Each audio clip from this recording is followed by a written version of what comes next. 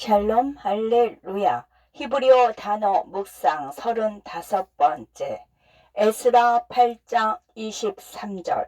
우리가 이를 위하여 금식하며 우리 하나님께 간구하였더니 그의 응낙하심을 입었느니라. 에스라는 포로 생활을 하던 이스라엘 포로들을 이끌고 고향으로 가려던 참이었다. 여정을 시작하기 전 그는 안전을 위해 금식을 선포했다. 그러나 에스라는 약간의 문제에 직면했다. 페르시아 왕이 이스라엘로 돌아가는 것을 승인하고 이스라엘 사람들이 여행하는 동안 보호 차원에서 군대를 제공하겠다고 제안한 것이다. 그러나 에스라는 왕에게 말했다. 아니요, 우리는 왕의 군대가 필요 없습니다. 하나님께서 우리를 지켜주실 것입니다. 에스라는 이 귀환이 사람이 아닌 하나님께로부터 온 것임을 왕이 확실히 이해하기 원했기 때문에 보호 제안을 거절한 것이다. 그러나 에스라는 여정의 현실에 직면했을 때 왕이 왜 백성을 보호하기 위해 군대를 보내겠다고 제안한 이유를 깨달았다. 내가 에스라서에서 이 구절을 처음 읽었을 때는 그렇게 보였는데 자세히 살펴보고 히브리어로 읽었더니 또 다른 그림이 보였다.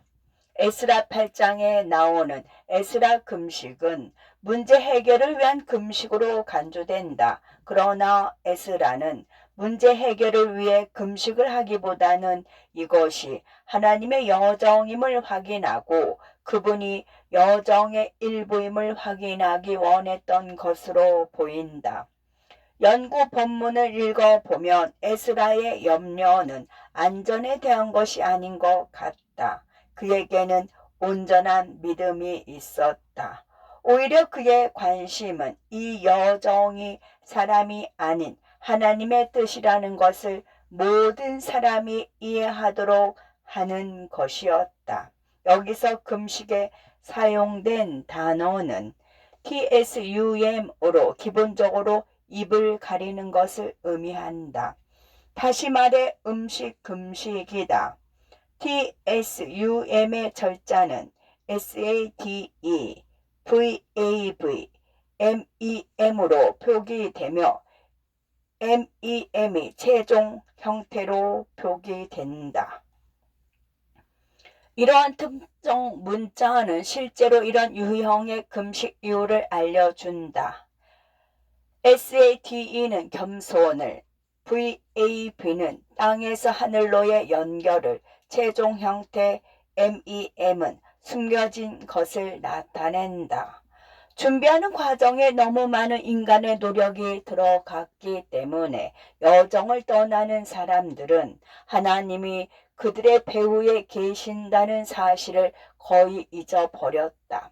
따라서 금식은 겸손의 행위였고 이 모든 여정이 하나님의 일하심임을 외적으로 인정하고 확인하는 행위였다.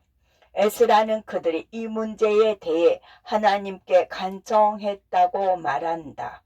그들의 움직임 뒤에 정말로 하나님이 계셨다면 그들은 여행의 은혜를 위해 기도할 필요가 없었을 것이다. 다시 한번 그들은 하나님의 지시를 따르고 있다는 것을 확인하기 위해 주님을 찾았다. 간청하다로 번역된 히브리어는 BAQASH이다. 이 단어는 찾다, 질문하다를 의미하지만 하나님과 관련하여 사용될 때는 예배의 행위다. 또한 이 단어는 파라고직 형태라는 점에 유의해야 한다. 이것은 높은 수준의 강도를 나타내는 문법적 장치이다. 따라서 사람들은 손을 맞잡고 안전한 여행을 간구한 것이 아니라 하나님께 진지하게 예배를 드렸다. 여기서 정말 흥미로운 점은 단순히 하나님께 간구하거나 탄원하는 것도 예배의 한 형태라는 것이다. 간구만으로 하나님께 나아가도 그분과 소통하는 것이고 예배가 될 수 있다. 예배는 미사 역으로 잘 꾸며지고 리허설을 거친 의식의 한 형태를 취할 필요가 없으며 숙련된 음악가와 가수로 구성된 예배팀을 포함할 필요도 없다.